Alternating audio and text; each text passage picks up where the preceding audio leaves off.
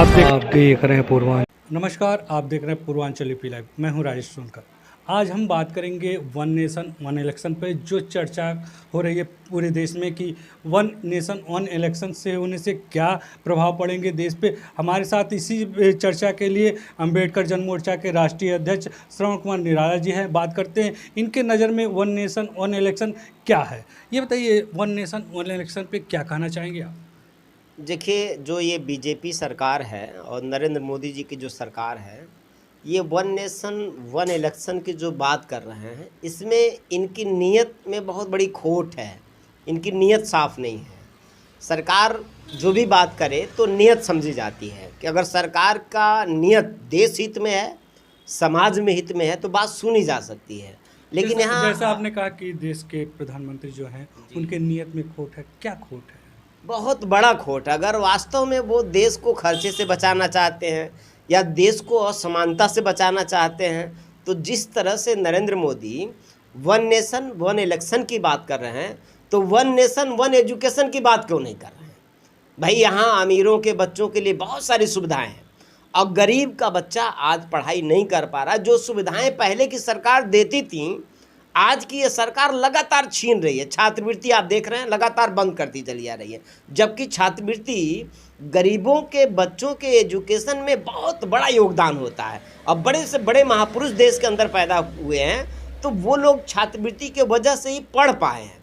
तो one nation, अगर प्रधानमंत्री का अगर नियत अच्छा होता, देश हित में होता, तो एजुकेशन को बेहतर कर देते, तो देश की तस्वीर बहुत साफ हो जाती है और बहुत अच्छी हो जाती है। तो वन नेशन वन एजुकेशन की बात क्यों नहीं कर रहे हो? अगर नीयत अच्छी है तो वन नेशन वन इलेक्शन के पहले आप वन नेशन वन एजुकेशन की बात कर लेते। जैसा ये शुरुआत हो रहा है कि वन नेशन वन इलेक्शन, इसी तरह से फिर one nation one education, one nation one pension और वन नेशन वन टैक्स, इस तरह का चलेगा। ऐसा वो करने ही वाले नहीं है, क्योंकि ये जो सरकार है ये पूंजीपतियों के लिए काम कर रही है, पूंजीपतियों के प्रतिनिधि के रूप में काम कर रही है, जनता के प्रतिनिधि के रूप में नहीं काम कर रही है।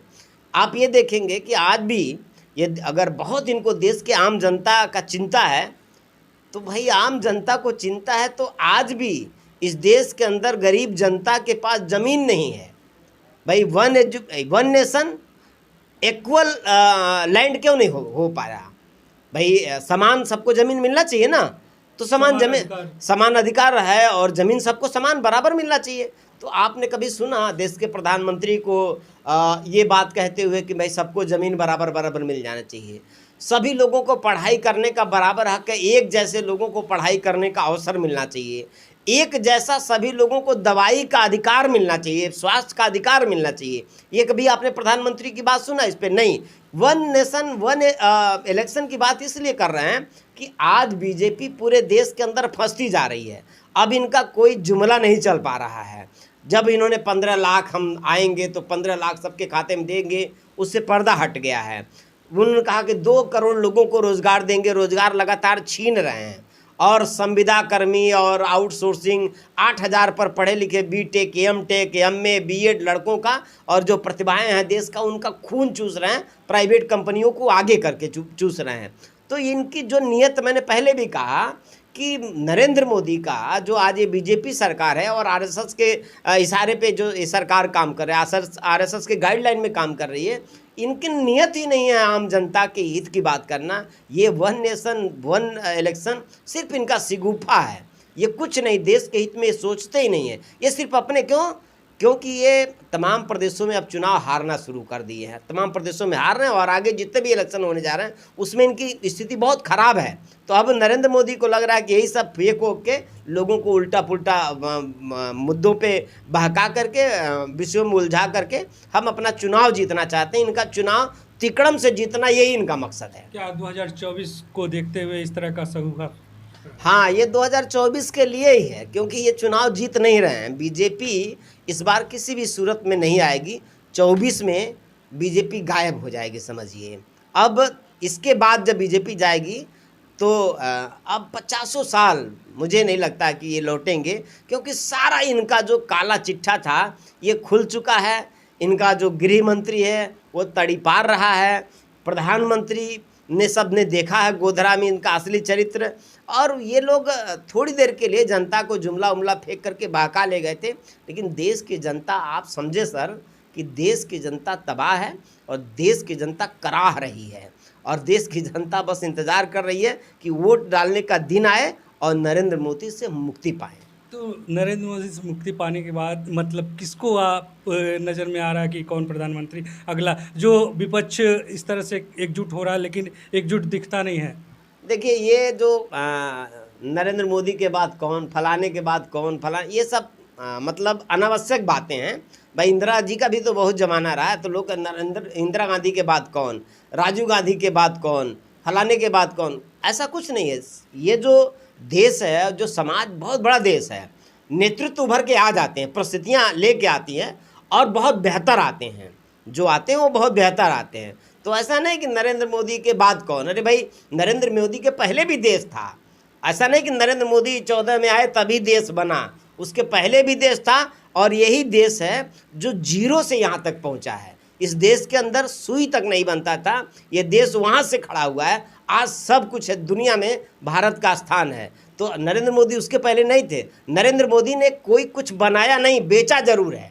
भाई देश के बैंकों का राष्ट्रीयकरण भाई दूसरी सरकारों ने किया, रेलवे को तमाम इस सरकार ने अपनी व्यवस्था से बनाया है, लेकिन उन सरकारों ने बनाया और मोदी जी ने बेचा है अडानी को, अंबानी को। तो ये बेचने वाले लोग हैं, ये तो सिर्फ देश को बर्बाद कर रहे हैं। तो इनके बाद तो जो भी आएगा बहुत बेहतर आएगा, लेकिन इन्होंने जो काम किया है पिछले 10-12 सालों में, वो देश को बहुत गर्त में लेकर के गए हैं।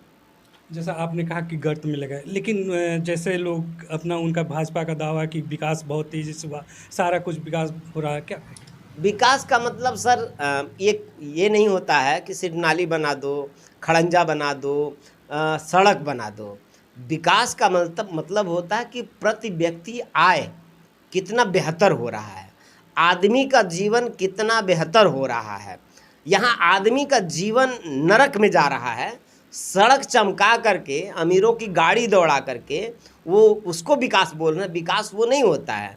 वास्तव में विकास आदमी के उत्थान को विकास कहते हैं, और आदमी का उत्थान नहीं हो रहा, पतन हो रहा है। आज हर आदमी, मजदूर परेशान है, आज गरीब परेशान है, पढ़ाई के लिए लोगों के पास पैसे नहीं है, दवाई के लिए लोगों के लिए पैसे नहीं है। तो व्यक्ति बिल्कुल गर्त में जा रहा है, आदमियत गर्त में जा रही है। और ये विकास के नाम पे जो ड्रामा है, वो सड़क नाली खड़ंजा, ये सब कोई विकास ये तो सरकार की नौकरी है, ये सरकार की ड्यूटी है। भाई डीएम, कमिश्नर, एमपी, एमएलए क्यों बनाए जाते हैं, सभासद क्यों बनाए जाते हैं, मेयर क्यों, इनको सड़क नाली खड़ंजा ही बनाना इनकी ड्यूटी है। लेकिन उसके साथ जो देश की मुख्य सरकारें होती हैं, वो समाज के जो व्यक्ति होते हैं, जो नागरिक हैं, उनके प्रति व्यक्ति आय वृद्धि हो जाए, उनके परिवार के लिए बेहतर व्यवस्था हो जाए, उनका जीवन स्तर ऊंचा हो, वो अच्छे सुकून से रहें, उसको विकास कहते हैं। उस विकास को की हत्या कर दिया नरेंद्र मोदी ने। ये थे अंबेडकर जनमोर्चा के राष्ट्रीय अध्यक्ष श्रवण कुमार निराला जी से बातचीत किया। उन्होंने एकदम अपनी जो भी विचार थे एक तरफ से नरेंद्र मोदी पे कटाक्ष करते रहे और कहा कि ये विकास नहीं है, इस तरह का विकास, कोई विकास नहीं होता है जब तक लोगों का विकास ना हो, लोगों की आर्थिक स्थिति मजबूत ना हो। पूर्वांचल यूपी लाइव के लिए मैं राजेश।